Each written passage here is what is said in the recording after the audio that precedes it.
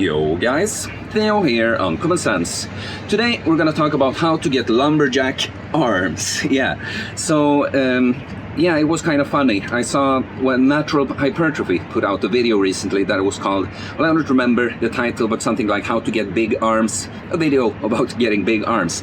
And I saw, well, I got a notification and clicked it, but I never got around to watch it. But I saw in the description that we basically have the exact same idea of kind of 3 levels to arm training. So that was cool. That guy does great content, so I'm gonna have to get around to watching it, because probably has some idea that I don't. You can learn something from everyone, but it was just kind of cool to see that, you know, what works. And yeah, we have similar ideas there. But so yeah, let's get into it. So first of all, I want to just bring up the genetic question, and this is kind of personal for me, because yeah, we just have to realize that we've been dealt a certain hand and we can play it the best we can. And I personally, for instance, just don't have the best arm genetics. Like if you see, if I flex like here, right here, I mean, of course I have built some muscle on my arm, but you see, I don't have that big of a peak. I kind of have a long biceps muscle. You see, it's hard to show here, but if you can see there's kind of a lot of meat here. It's just that it's distributed more evenly over the arm. I actually know one guy that if we measure, because I worked with him, a personal trainer colleague, and when we measured our arms relaxed, mine was bigger, but when we flexed it, he got a bigger number, because just the peak was bigger. So it's just something to know, that we have our strong points and weak points, and in my case, unfortunately, because I love jacked arms, I think it looks cool, but just know that, if you see someone and you think they have great arms, like, yeah, you can take inspiration, get exercise like that, but it's not necessarily that you're gonna get arms looking exactly like their arms just because you do what they do. But okay, so getting into the 3 levels of arm training. So first, level 1 is just do compound movements, because this is the beautiful thing with compound movements, that when you do, for instance, a bench press, you might be thinking that this is a chest exercise. I'm training chest, but it's a multi-joint exercise, and you will also work, your shoulder, but also your triceps. Of course, there are variations of the exercises, like say we're talking about the bench press, doing like a close grip bench press will bias the triceps more, but it will still be, it's a compound movement. And so even if you don't do like a variation that to hit more arms, like saying taking your bench press from 1 plate to 2, even doing a wide grip, it's just going to be impossible that you don't add mass to your arms. And so as a complete beginner, this is just where you want to focus in general for development. But it's not like you couldn't do any isolated, like do some tricep push downs or do some bicep curls as a beginner, but it would be a waste of energy to try to focus too much on that, because doing presses, big pressing movements like the bench press, like dips, like the shoulder press, you're going to develop your triceps too. And doing like chin-ups, pull-ups, different rows, you're going to, pulling exercises, you're going to develop your biceps too. And of course, this goes for advanced people too. It's just that no one that is advanced, they will always be doing compound exercises, So, but it's just that as a beginner, you want bigger arms, like don't even worry about it at the start. Add little isolations in at the end of your workout if you want to, but just progressing, pushing up the numbers on the big compound exercises is going to add mass to your arms as well. Again, you will want that to keep being a part of your training, obviously, but if you get more, it just will be. You can't get advanced without doing the big compounds. So level 2 would be to actually add in isolated arm exercises and apply progressive overload to them as you would do with any other exercise. And so if you do the push-pull leg split on the push day, you might want to add 1 or 2 isolated triceps exercises, and on a pull workout 1 or 2 biceps exercises. Or if you do the upper-lower split, add in a couple arm exercises, 1 triceps, 1 biceps maybe. Of course, the same would go for a full body workouts. And we're gonna come to specific exercises in a bit. But level 3 would be to actually add in an arm day. This is something I've done actually, because I consider it to be my weakest point on my body. Like someone, if you look at me, and I don't know, you might know, do you really think you have small arms? Well, I know they're not small, but like compared to my legs, for instance, like I have such my baseline for my leg, I tried to focus a lot more on my arms than any other, like isolated movements, more than any other body part. But my legs, for instance, are just proportionally a lot bigger. I mean, relatively, you know, because legs will hopefully you'll always have bigger legs than arms. But anyway, adding in the arm day would be the final level. So a good way of doing this, for instance, is if you have the upper lower split that you do twice per week, add in a 5th day when you just train arms too, because I feel like this is a mistake I've done sometimes, that doing push-pull legs, that I always leave the isolated arm exercises to the end, and I'm just so fatigued, you know, that it's difficult to make progress. In a sense, of course, if you make progress on the exercises earlier in the workout where the arms are involved too, like if say that I increase my bench press and I do the same thing on my isolated triceps movement, in a way I've overloaded this movement too, because I'm doing it. If I can do the same on my triceps exercise when doing more on the bench press compared to the previous workout, you know, in a sense I've overloaded that exercise too, because I do it in a more fatigued state. But at some point you want to be able to increase the weight on these exercises too, and this is something, if you don't have a pure arm day, you might only train your arms when they are in a too fatigued state. So adding in the arm day would be level 3 to really, like you're gonna get a really long way just doing compound exercises, getting stronger, then adding in a few isolations, but like taking your arms to their full potential. Then you'd like to have something like an arm day. So if we're talking about exercise selection, I mean, I can't go through every single exercise here, and I'm gonna leave some out that I just personally like. Just mention a few and how to incorporate them, kind of. So for triceps, okay. The triceps are 3, as the name suggests. There are 3 heads to the muscle. It's like this with many muscles in the body, that there are different heads and all of them have one function, but one of the heads have one extra function. So with the triceps we have all 3 extend the elbow like that. But we have the long head, it attaches, let's not go into the big brain shit. The long head just have an additional function to lengthening or extending the elbow to push your arm back like that. So to get a good stretch on that head of the triceps, you want to come overhead kind of to get a good stretch, and an exercise in that position is going to bias the long head of the triceps more.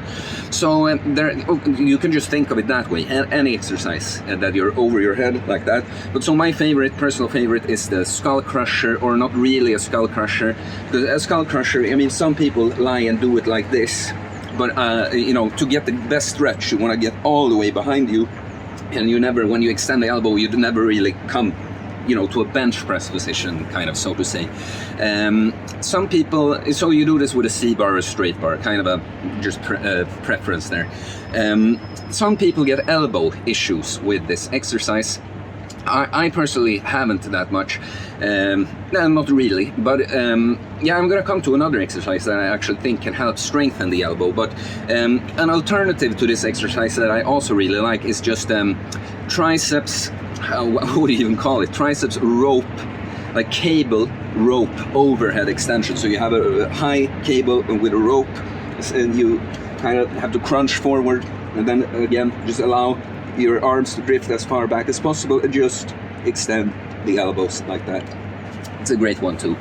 And so speaking of strengthening the elbow, it's one exercise, a kind of unusual exercise called the Titan press that I got from Mike O'Hearn, actually, the all-time natural Mike O'Hearn. But he is an exercise god, to be honest. And so it's similar to triceps rope pushdown, which I'm going to mention here too. But you lie on a 30-degree bench. You take dumbbells and you hold them like this, but you not only like this, you even internally rotate your shoulders, or to not be as big-brained, you just try to keep your elbows high, and then you extend the elbows while keeping the dumbbells close but not touching. It hits really low on the triceps, which is an unusual feeling. I guess it's the medial head. But yeah, I just feel like, having done this exercise, the way it hits, you know, to strengthen joints and prevent injury. It's a lot just strengthen the muscles around that joint, and so it's very, if you can buy something, not just feel the tricep all up here, but all down here, it just makes, it's uncommon sense that it would help with elbow health. So this is one I like too. Then the triceps row push down, classic, you know, just there are many different ways you can do it, you know, but you know, I'm not even gonna go into it. It's a good exercise. Like, just don't get, one thing though, just don't kind of keep the ropes together, like pull them apart, because that's the whole point of having a rope. You might as well have just some kind of narrow grip push down. And look, there are like the regular push down with a straight bar or something, it's fine too, but I'm just mentioning some that I really like. And so one last one I'll mention is the kickback. So it's kind of, when you know, I can't do it now because you can't see me, but you lean over more and you lock your triceps in this position that the log head can take the arm to, and there you just kind of extend the elbow. When you go easy on the weight on that one, it's kind of you know, you feel weak. You can't use too heavy of a weight, but it hits the log head really good. So getting to the biceps. Standing barbell curl would be my favorite for the biceps. Many different ways you can go about it. You can do cheat curls. You just kind of help with a little hip hinge to get a weight up and just control the negative. You can do them super strict, like even standing against the wall, but or just not swing at all. And look, there are many different ways to approach it, but what I would say is you have to be very aware of what you're doing. Like, if you keep adding weight and you started out doing it strict and all of a sudden you're swinging, like, are you really making progress, you know? So one way of progressing on this one could be to and by the way, the reason I'm talking about this on the biceps is because I think personally it's been easier for me, at least, to just kind of linearly progress on the triceps. It's a little more difficult on the biceps, is my experience. But so one way of progressing, for instance, let's say you go for 10 reps. Take a weight you can do 10 reps strict, super strict with. And then if you do that and it's actual failure, like that 10 reps was the maximum you could do strict, you're not going to be able to do 10 strict more reps on the same weight. So then you start out strict for the next set, and when you're like, okay, I'm not going to be able to do another strict rep, you add in just the amount of cheat to be able to get to 10, and then if you do that, you probably lose 1 or 2 more reps strict for the last set. And then you can progress by kind of using the same weight, doing the 10 reps, but all of a sudden you'll get more and more strict reps on the other ones, and you can do that before you add weight. If you're gonna want to keep it all strict all the time, you're gonna have to think almost the opposite. Like, take a weight where you can do, like, say 8 strict reps with 1 or 2 reps in reserve, so that for your last set, the same amount of reps, you have 0 reps in reserve, kind of thing. Okay, and so personally, I've never liked the preacher curl, you know, that one where you're sitting and doing it like that. I don't know why, really. I just don't feel it too as much as I'd like to in the biceps. I feel like I hit the forearms a lot. So if you like that, again, this is personal preference. I'm not saying it's a bad exercise. It's just my feeling. But one I do like is, so you take a low cable and you put the bench, and you do kind of a unilateral preacher curl where you sit and pull like that. It hits right in the biceps. A burner, I'd say. And so if you want to look at the biceps, like triceps, tri is 3, bi, it's a 2-headed muscle. I would say don't think too much about biasing the different heads of the biceps. You're not going to be able to do that much, but there is one additional muscle called the brachialis here. It's more on the outside of the arm, that also flexes the elbow like this, like the biceps does. And it's going to be biased more if you just do the hammer grip. So you know, to hit this area more completely, you want to have some kind of hammer variation. So you could just have hammer curls with dumbbells like that. You could have a rope curl like that.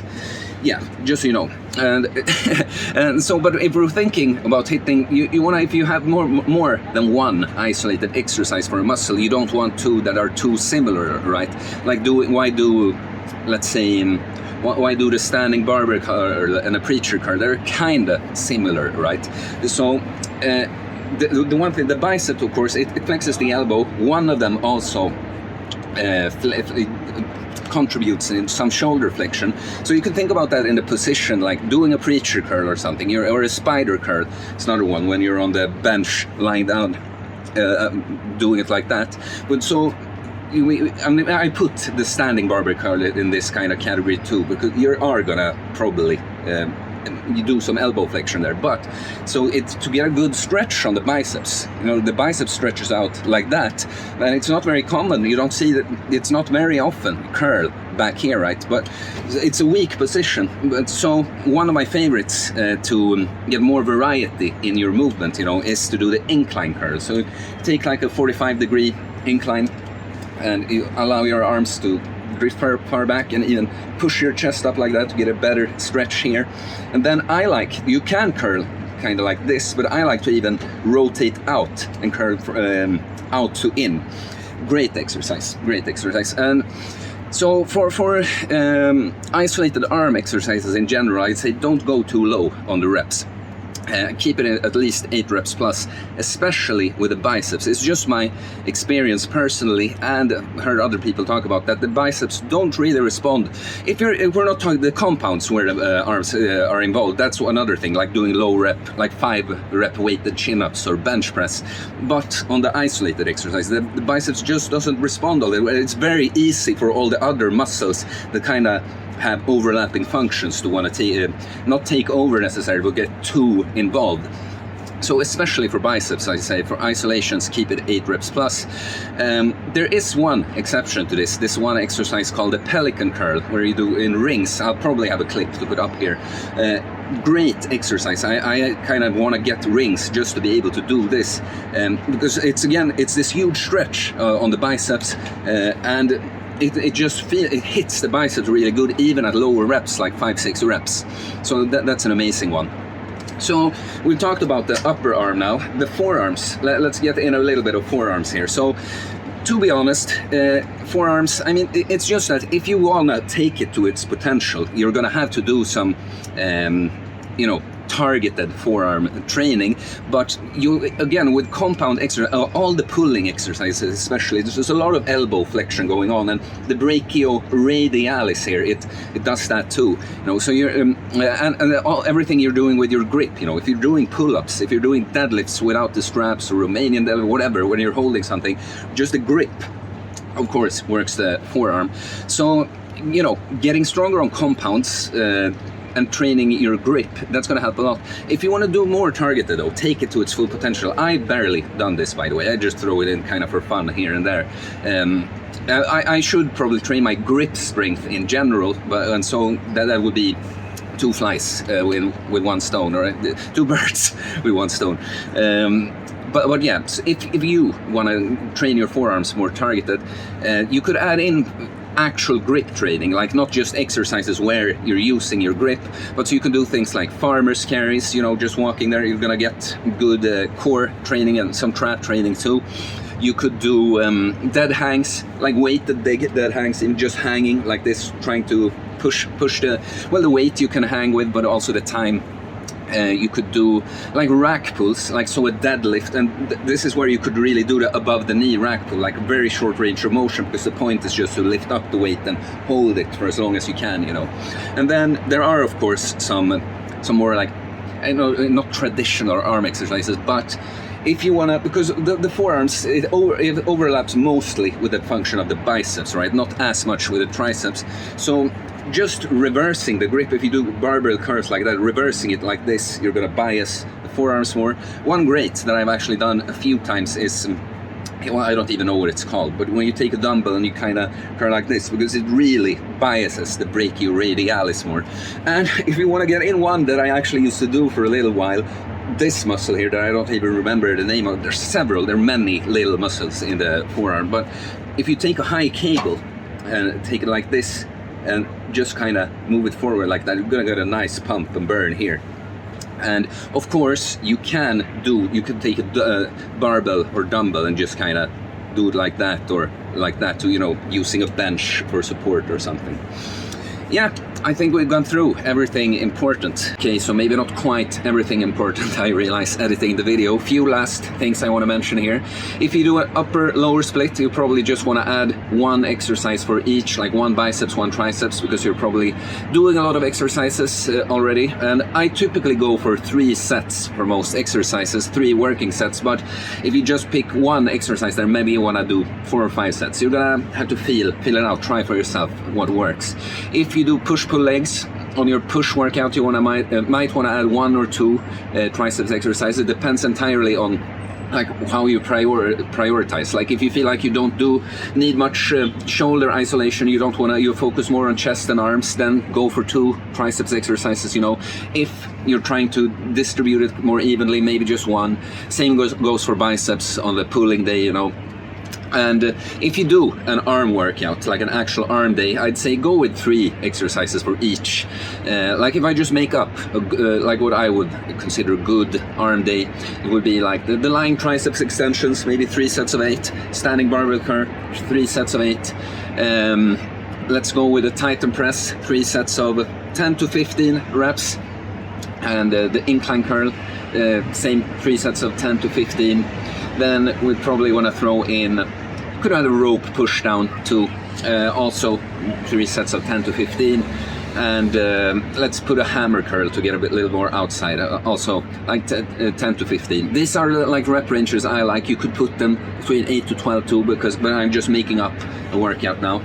And the last thing I'd say is, like I mentioned some favorites here. You might have exercises for arms that you like that I didn't even mention, and that's fine. That's completely like go by what you feel. But what I will say is, don't think that you have to do so many different variations. You know, like there are, you can come up with little tweaks to all these exercises, like arms, just curl in different, you know, angles, everything, using the cable or the barbell or the dumbbells, so on, you know. But pick a few and stick to them for a while, and like of course if you notice immediately I just don't like this, then switch it. But what I'm saying is, if you're gonna vary your arm exercise selection, like don't do it every single workout, like keep a few in for a while. And last thing I'd say, again, if you do more than one arm exercise, like more than one biceps exercise, more than one triceps, you'd be smart. Like I mentioned it earlier in the video, like if I was gonna do 2, like on the push workout, for instance, you know, something like the lying extension here to get a good stretch here, but then I don't go with a rope overhead because I already did an overhead movement, right? Then I go with something like a rope push down here instead. I'm gonna bias a little bit differently on the triceps. Same thing, if I do the standing barbell curl, why do another preacher curl? I throw in the incline curl as well, and then we have 2 different angles working a little bit different, different functions of the muscles. Okay, one final thing, because I just remember someone asked me about this in the comments, about supersets and drop sets. Obviously, you can superset your arm sets to the same time, because you know, it's the arm, it's the upper arm, but the biceps and triceps have completely different functions. But just so you know, I'm not a huge fan of supersets for any other purpose than saving time. So this would be the reason, you know. But of course, you could superset your standing barbell curl with a lying tricep extension. Could do the Titan press I mentioned, supersetted with an incline curl. Could do a hammer curl superset with a tricep pushdown, of course. And about drop sets, I love drop sets in general for every exercise where it makes sense, and I really feel like it makes sense for more isolated exercises, so for arm exercises.